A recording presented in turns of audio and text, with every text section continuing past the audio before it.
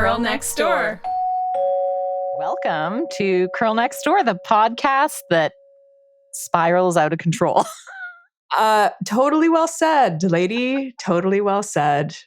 That is Tamara Robbins Griffith talking about spiraling. And you are Stephanie Podolak. I try to be.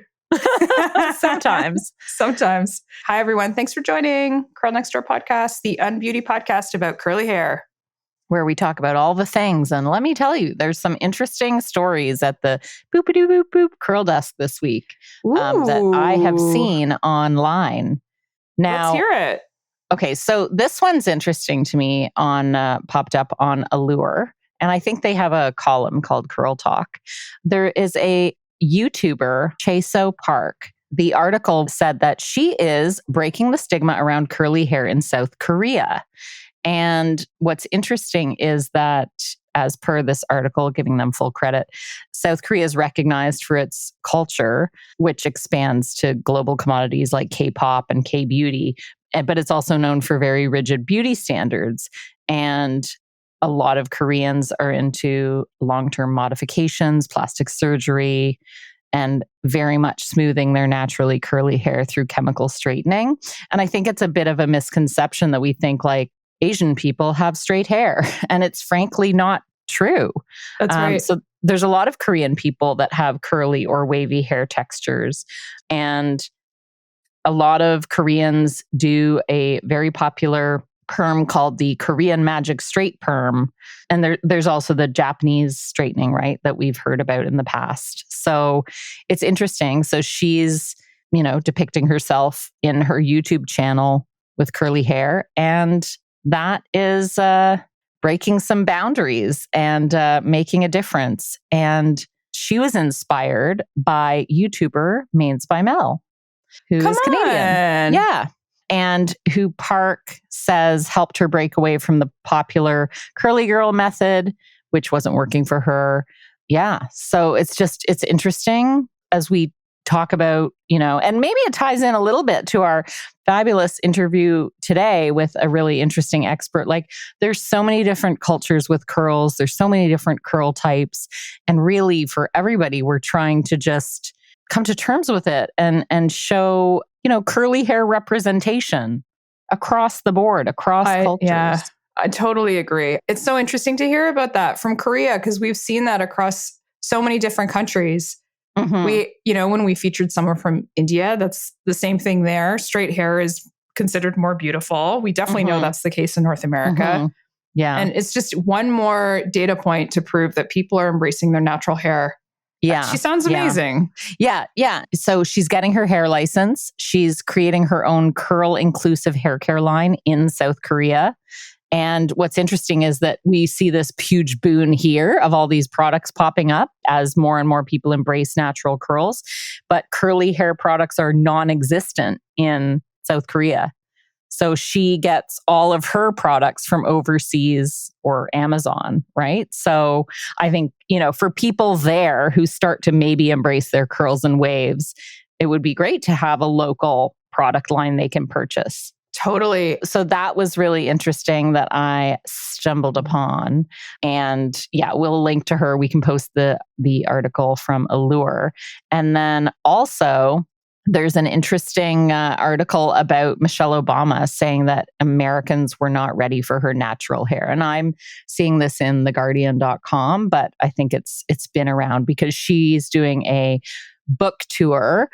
She's got a new book out, and she has been going around with her natural hair and some curls on display, and really saying that Americans weren't ready for her natural hair during Barack Obama's tenure at the White House. It's very interesting to hear her talk about this. And she said she decided to straighten her hair as the American people were just getting adjusted to having a Black first family. She just thought they weren't ready for it. And she wanted the administration to focus on its agenda instead of having to answer racist questions about her hair. That's so intense. Right? And she's saying, let me keep my hair straight. Let's get healthcare passed, right? Yeah. And unfortunately, she's right. There would have been so much press and news and discussion about her looks, and it would have been a distraction. Yeah, Wow. I mean, she should have, because I think like when you think about, let's say the Bidens now, Jill Biden's probably thinking, what should I wear? Should I wear a skirt? Should I wear pants? Should I wear pantyhose? All these things. But like it becomes really intense for someone Black in that situation. And the U.S. House of Representatives passed the Crown Act in March, which I can't remember if we talked about it on the podcast at the time, but it prohibits discrimination based on hairstyles. That's ongoing because I don't think the Senate has passed it yet. And the United States are so bizarre in some ways, like different states have different versions of that law. It's a very topical conversation and it's still not resolved. Like we're making progress as a society, but it's not like it's not like racism and discrimination has debunked or disappeared, No, but you need people in positions of power or social power, like Michelle Obama at this point, to be making those kinds of choices because it's so influential on the population. And she's such a huge influence and people love her. And people love her. This will be very impactful. For her to be, and at the same time, like she's a woman, she has a choice. She can wear her hair however she wants. She doesn't have to wear it natural or curly all the time just to educate people constantly. Like that shouldn't be the responsibility put upon her. But, people love her and so she can. And so she is and she will whenever she feels like it. For sure. I agree with that comment. And it's interesting when you have a position of power like that. Who are you? Are you the person or the role? And maybe this is topical because we just finished watching The Crown and it's like the system. It's the system. Like, so what are you? Are you the person or the role that you're in? And in her case, like she was the former first lady. Like that's a pretty important role. And now she's trying to just be Michelle. Right. Yeah. There's a fine line for anyone in a position of influence and power to like, what does it mean to have that influence? We see it with professional athletes, with pop stars, with movie stars and actors. Like, what's your responsibility to the public in terms of perhaps being a role model? Yeah, for sure. Versus being yourself. And I think the distinction is, this has always been my take as a kind of follower of gossip and pop culture. If you put yourself out there a lot, then you have a certain responsibility. There is a way to be like famous and then also discreet. Some people are not always papped by the paparazzi and we don't know the names of their kids or much about their private life outside of their work. And then other people, like you kind of can't have your cake and eat it too. Definitely. Well, those are some really great Curl Desk updates. I'll post those articles. Thanks, Tamara. And that's those are some really interesting and important updates. And there's a red thread between those two stories, actually. These two women who are trying to embrace their natural hair in a society that may not be ready for it yet. It's interesting. All right, so moving on, we're really excited about our guest today. Today we have Starr Mason from Hair Cuttery family of brands. Starr Mason is a stylist out of the US. She's based in the DMV area. And for those of you who don't know what that is, it's near Washington. She's got over 30 years of experience as a stylist and an educator. And she's a curly girl with type 4 hair. Introducing Starr Mason. Hi, Starr. Welcome. Welcome to Curl Next Door podcast. Thank you. The Canadian podcast about curly-haired people, curly-haired stories, some curly-haired tips when we have an expert like you on the show. Otherwise, we're just fumbling our way through our own curly hair journey. That's right. Your hair looks beautiful, Starr, by the way. Thank you so much. Well, just a disclaimer, I purchased it, but it is mine while I wear it. So there you go. Absolutely. Absolutely. And I think it's like, that's part of the reality for a lot of people with curly hair, especially like in the types of the 4C, 4B, maybe 4. Like, I don't know when everybody's deciding to like how to do their hair, who's purchasing extensions and wigs. Well, it's great to have a protective style because I am a 4C girl, and being on the go as much as I am, it's sometimes hard to take all the things that I need to prep my hair and to prepare my hair and get it ready for the next day. And sometimes I'm on stage and I can't afford to have a bad hair day. So I just I wear protective styles a lot because one, they look fabulous, and two, they're very easy and convenient. Yeah, not to like jump in off the deep end, but I'm curious now, and I think we want to be like inclusive to all of our listeners, and our listeners have many different hair types. But for people who don't really know a lot about like a 4C hair, when do you choose a protective style? What does it mean to do protective styling?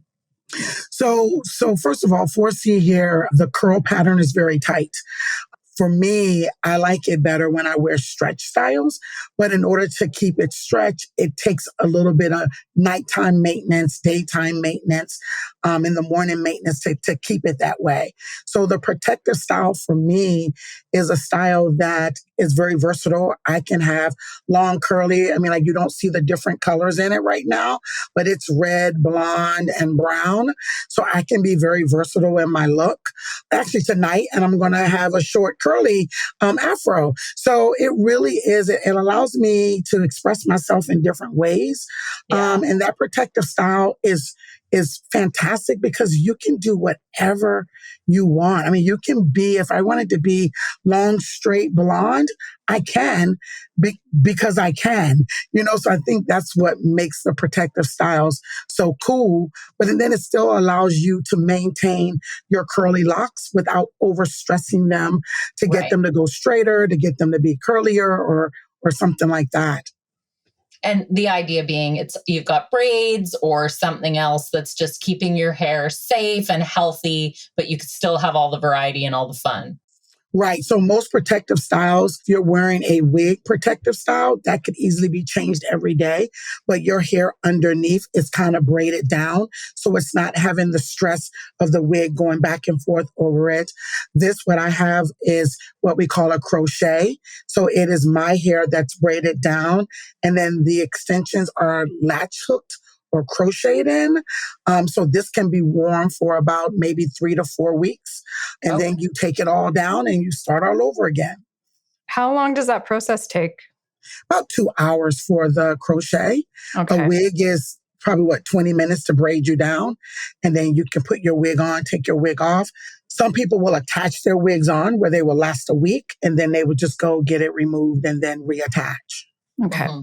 I do go on as a guest expert on a daytime show in Canada, and the host, who's a friend of mine, wears a lot of beautiful wigs. And sometimes I'm kind of like jealous because it looks so gorgeous. She gets to have so much fun, but it sounds like it would get expensive too. So it can get expensive, especially if you are buying quality wigs. I mean, you can get a wig from anywhere and it could be a very reasonable wig. I won't call it cheap, but very reasonable wig. And it might look very reasonable. Or you can spend a little money on your wigs and the quality that you buy lasts for a long time. So you can have a wig and you pay good money for it because they're using quality human hair, then that wig can last you for a long time. Like the curly one that I wear, I think I've had it for maybe like 8 or 9 months, and I just pull it out when I'm in between my transitions. So we got excited and dove right in, but we'd love to take a step back and just hear a bit more about you. Can you tell us about yourself and your curly hair journey? So my name is Starr Mason. I am a field education leader for Hair Cuttery, family of brands. And I've been with curly hair now for 54 years. That's my age. I know.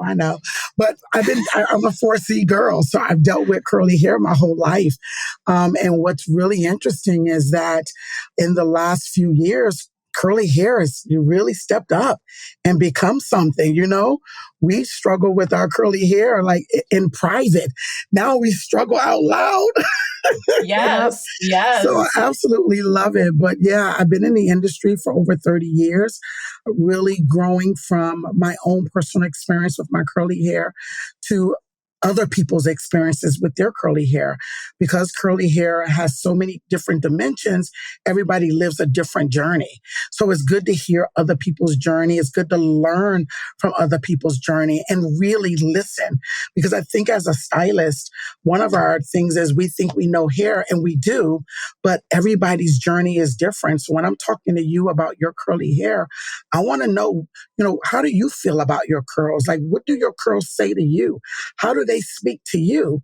Because I can have a idea of what your curls should be saying, but you could have done some things to your curls and your curls are now not saying what they should be saying. And then what do you want them to say? How do you want them to be? So as I tell people, fall in love with your curls, because when you talk to me about your curls and I can tell you're not loving your curls, I'm more or less like, let's help you love your curls. So the reality of it is, it really is what I do. I absolutely love hair. I love curls, and I love the people that are attached to the hair and the curls. And that's what makes my job easy and fun. And then I teach classes for Hair Cuttery family of brands, and I get to travel everywhere, meet new people all the time, and either help you fall in love with your passion, which is hair, or help a salon professional rekindle their passion for hair.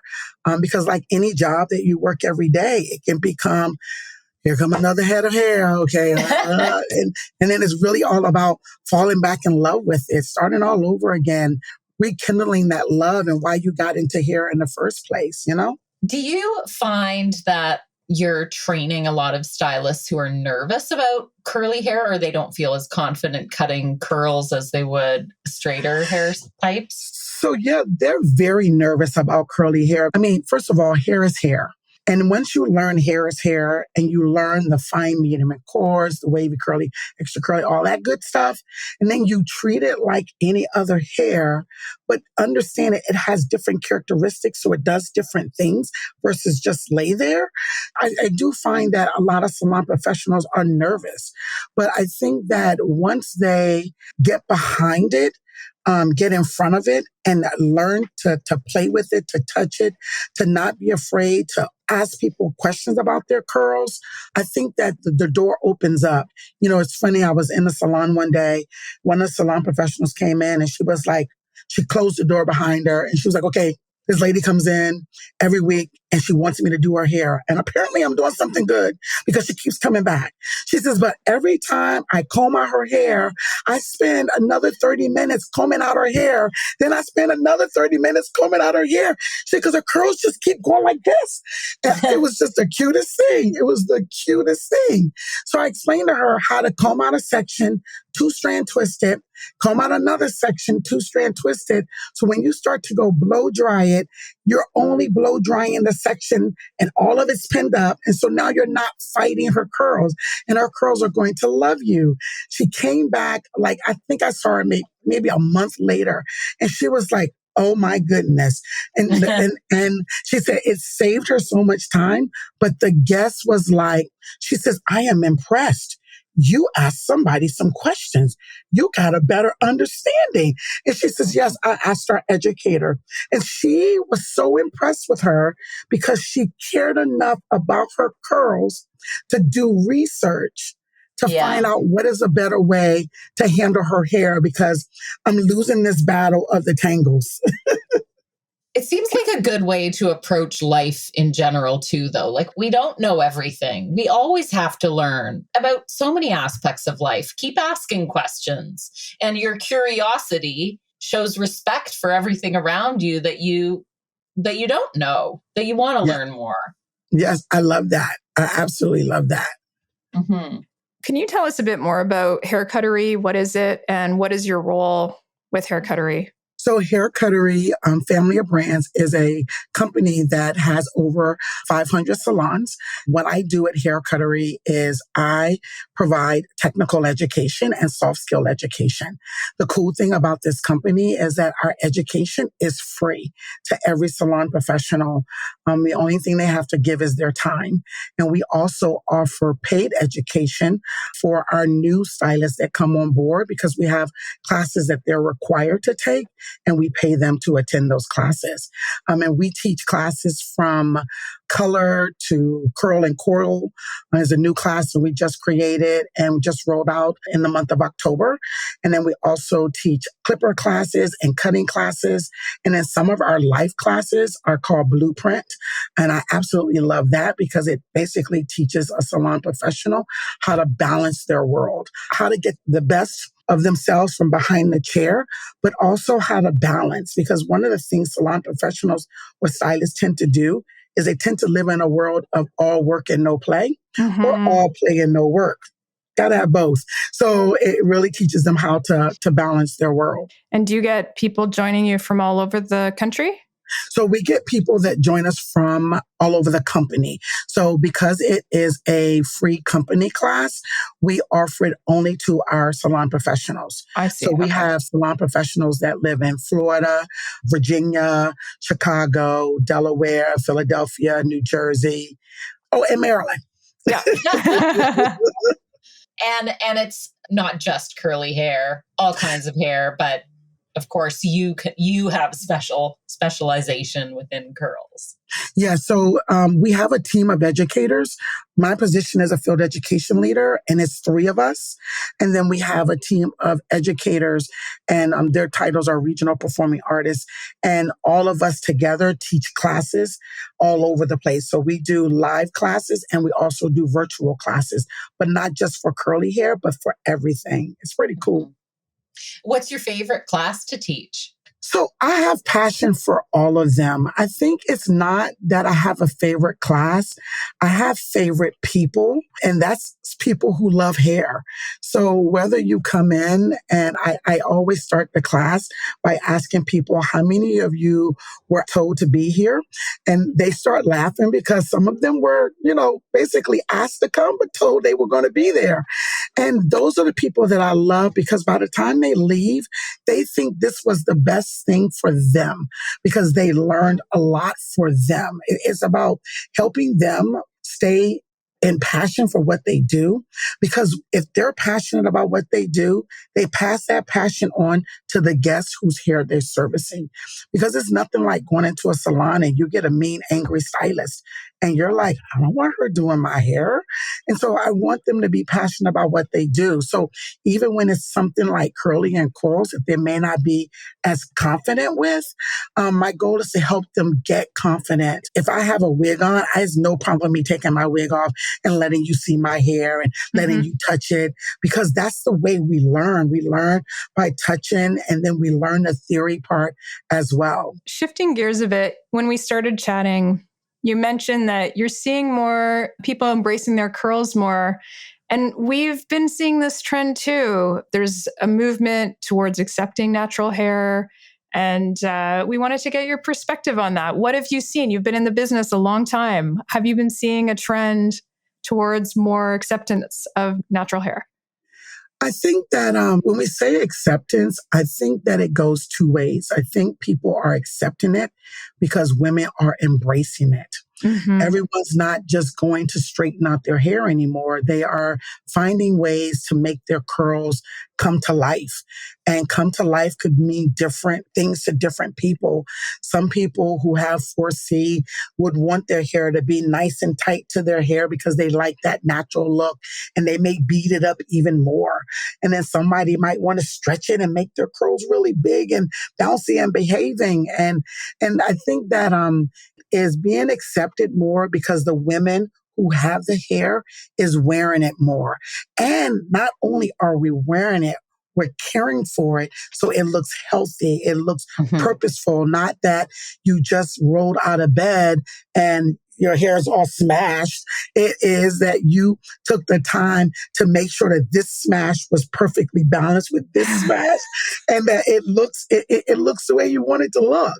So I think that it goes 2 folds. I think people are accepting it because us curly girls are loving our curls, and we're rocking them. So I wanted to ask you, Starr, do you think that we see this representation of curls, and the more we see it, the more we do it? Do you think that it's because there's so many more products available to us, and so that helps too?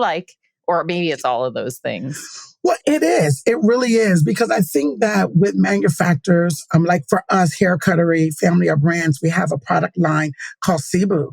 And we had products that were geared to curly hair, but not like now. Like we've invested in a whole product line called Curl and Coral that is designed for curly hair.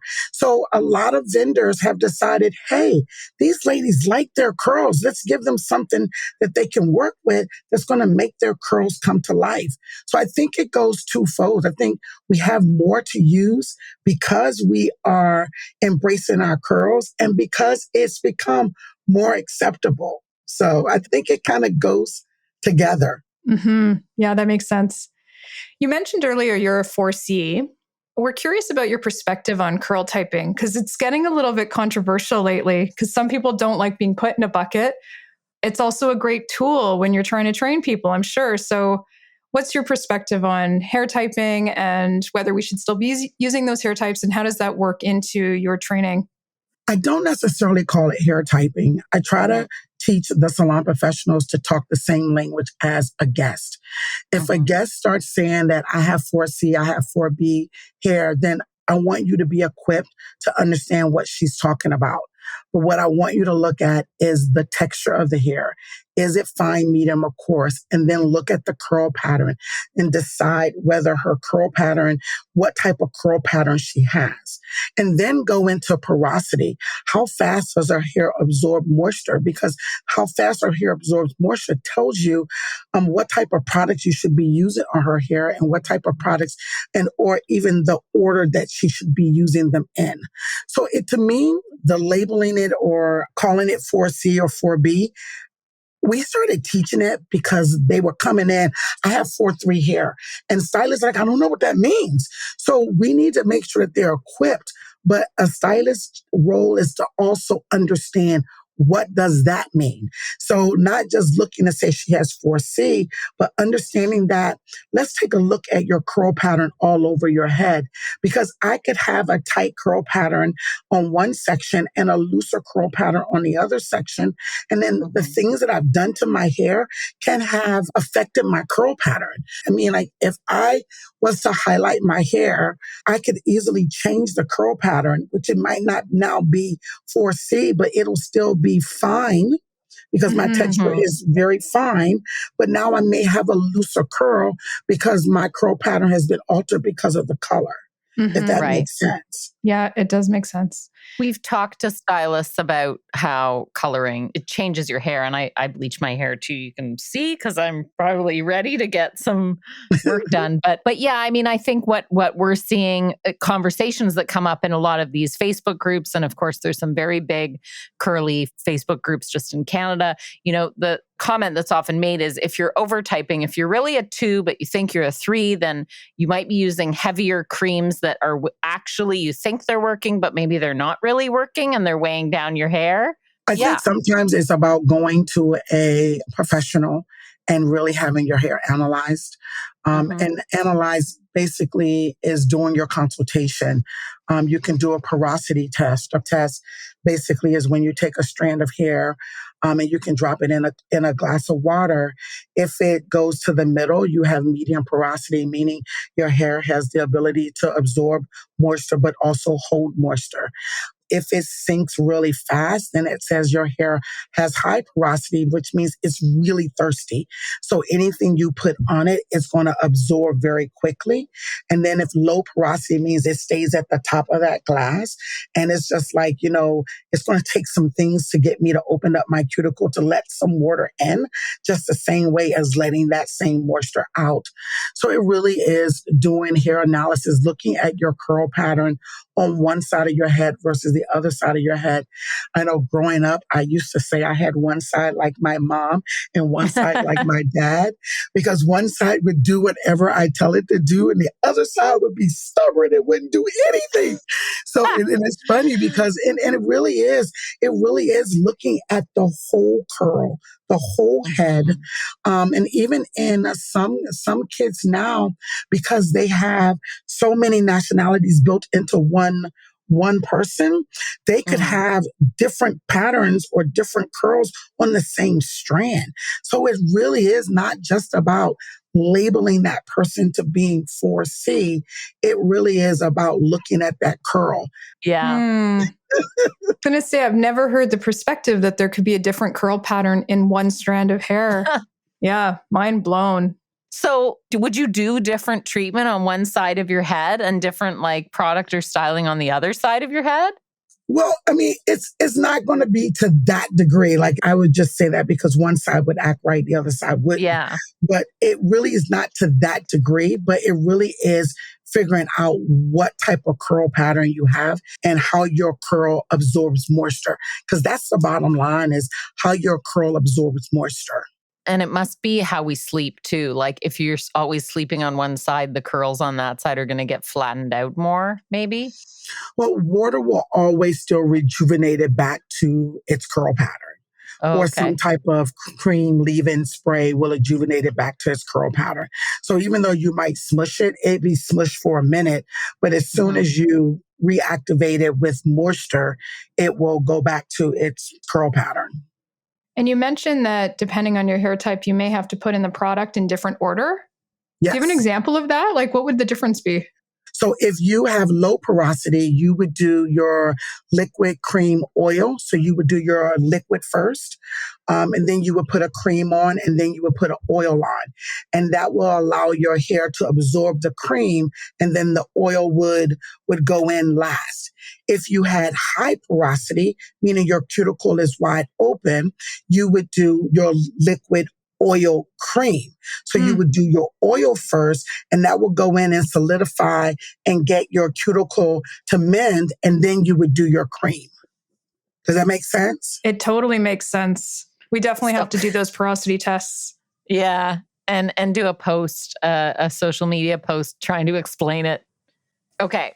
So we would like to know what's something 100% everyone should do to take care of their curls, or you need them to know? Like you would shout it from the rooftops. Moisturize.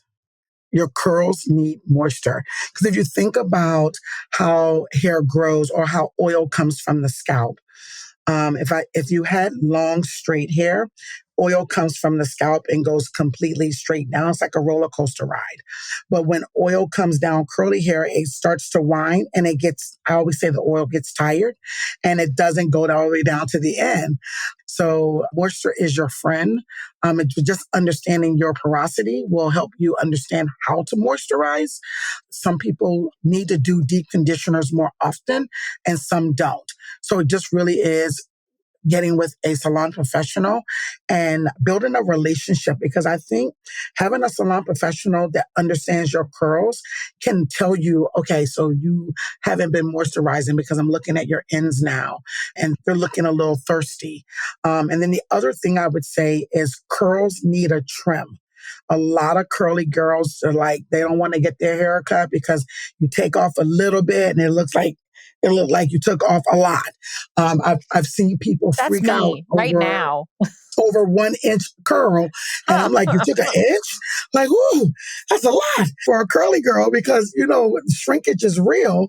So it really is, if you find a salon professional that you build a great relationship with, they understand your curls and they understand your growth pattern. So when you take 1/4 of an inch or 1/2 an inch today and you come back in about 3 to 4 months and you do that again, as your healthy hair grows out and your split ends are going up, you eliminate the split ends. Because the reality of it is nothing fixes split ends but a cut. You can make it better, but it doesn't fix it. So if you're not getting it trimmed because you're like, I just can't afford to get it trimmed, you can't afford not to get it trimmed. And so we hear you loud and clear on the moisture. Do you have a favorite hair product that you'd recommend? Girl, it is hair Cuttery Boo curl line. I mean, I know, and I say that because I absolutely love it. It comes with a shampoo, a conditioner, and it has a mask, but it also has a leave-in spray. And I love the leave-in spray because in the wintertime, us curly hair girls, most of the time in the summer, we use more water to re-moisten our curls to make them pop and everything like that. But in the wintertime, I can't go out with a wet head. So the Curl and Coil Spray Cream it's a cream. So when I mist it on, it's just enough that when I scrunch, it gets my curls rejuvenated. So like Tamara said, when you go to sleep on it and it smashes, that's just enough moisture to get me to be able to spring it back to life. It has a jojoba oil in it, the aloe vera, and then the sunflower seed extract. I mean, it's just an amazing line that moistures from beginning to end when you use the shampoo, the conditioner, and then maybe once every 2 weeks, a deep conditioner, and then your leave-in curl and coil cream spray. And that's a really great segue to discussing how to weatherproof your hair. I mean, it's getting colder out. What else would you recommend as us curly girls get ready for cooler weather? So it is also wearing protective styles, also wearing stretch styles, as I call them. Stretch styles are when you would do like a 2-strand twist or a flat twist. I like the roller set because then I don't have to wear it wet or go out with it moisturized. Because in the summertime, I may just wet it in the shower, put a little bit more mousse on it and call it a day because it's not that bad. But in the winter, I can't do that. My head would be like an icicle. And definitely you guys can't do that in Canada. God, we can't. No, we can't. It's like I've gone out actually with wet curls and then they freeze in little curlsicles. Curlsicles.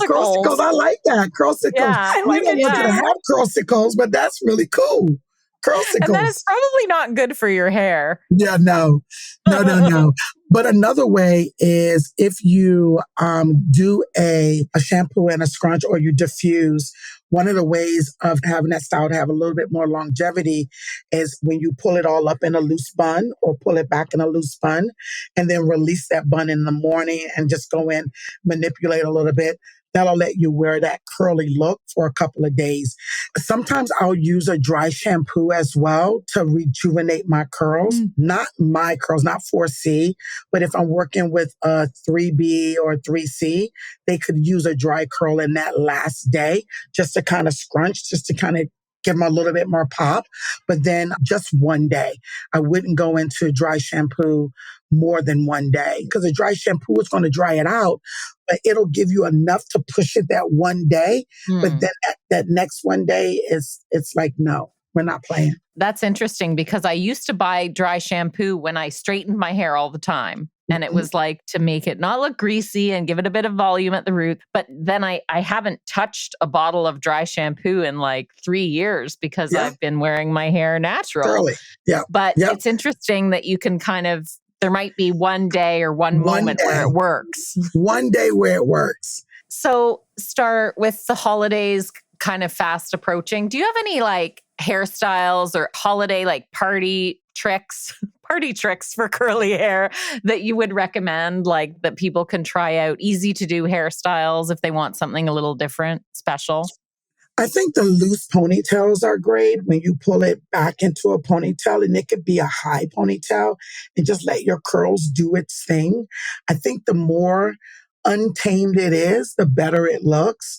Also, maybe even pulling it back into a low ponytail, but pulling it, like after you pull it straight back, you then pull your fingers forward so you can see some of the curl rippling as is back in that low ponytail as well. You can always do a side ponytail. And then also if you could do a French roll or something like that, it's always great. If you want to, you could easily blow it out, but I wouldn't blow it out for the holidays. I would just rock the curls, and even sometimes just doing it differently than you wear it every day. If you always wear your part over to the left, then maybe put your part over to the right and slick one side back and put a nice comb there to keep it back on one side. So it's just many different things like that you can do with that curly hair. If you're working with a tighter curl pattern, you can do flat twist in the front, or even flat twist all the way around and then take them out. That looks amazing. 2-strand twist all around. That looks amazing as well. You're getting me very excited for the holidays. And I think my dance card isn't full enough to do all these styles. I'm going to have to get some parties on the schedule. We need five different parties to try out those 5 different ideas. I agree. At the end of our interviews with a variety of people, and we've had psychologists on the show and product creators and stylists and influencers, we like to ask some rapid fire questions. Just the first thing that pops into your head without thinking about it too much. Okay, so if you were going to a desert island and you could only bring one curly hair product with you, what would you bring? Cebu Curling Coral Leave-In Cream Spray. Nice. What is your can't live without hair accessory? Can't live without hair extensions.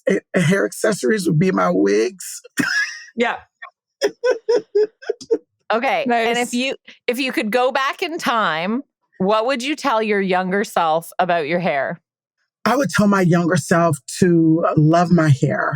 I don't think I loved it enough, not like I love it now, but to love my hair, and my hair would be doing big things.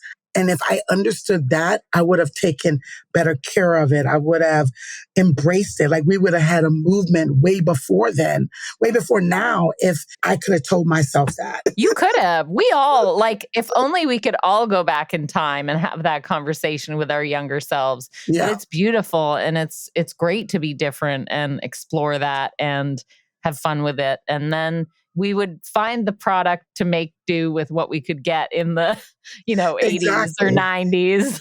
Exactly. The mayonnaise wouldn't have seemed that bad, We used to use mayonnaise back in the day. Yeah. It was in the magazines. The magazines told us to do it. It wasn't like... It wasn't like we thought of this ourselves. I know. That's really great advice. Starr, thank you so much for joining us today. That was a ton of fun, and we learned a lot. And I'm sure our listeners have learned a lot also. Thank you so much. Bye-bye. Have a great day. Bye.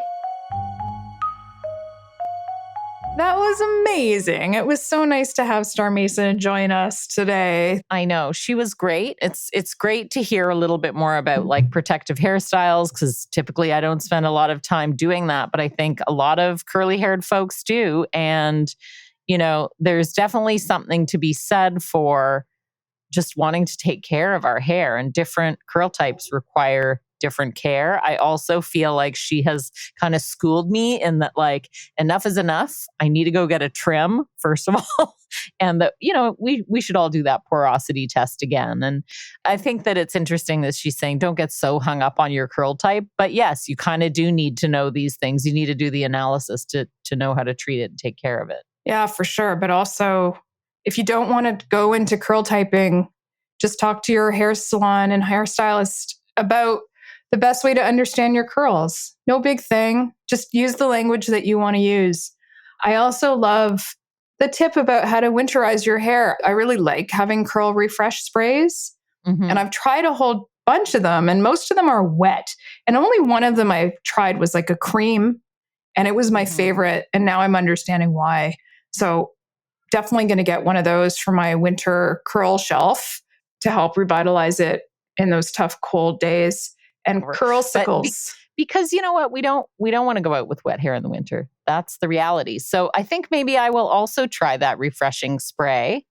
I have one or two in my curl shelf that I don't reach for often, because I kind of feel like I need to start over from the beginning when my hair's not behaving. But you know what I did, and then we'll let our listeners go and wrap up this fun episode. But recently I put my hair back and I styled my bangs from scratch. Do you do that a lot? No. I didn't wash them, but I fully wet them and just put product in them and styled them, because did it work? I don't have. Yeah, it did.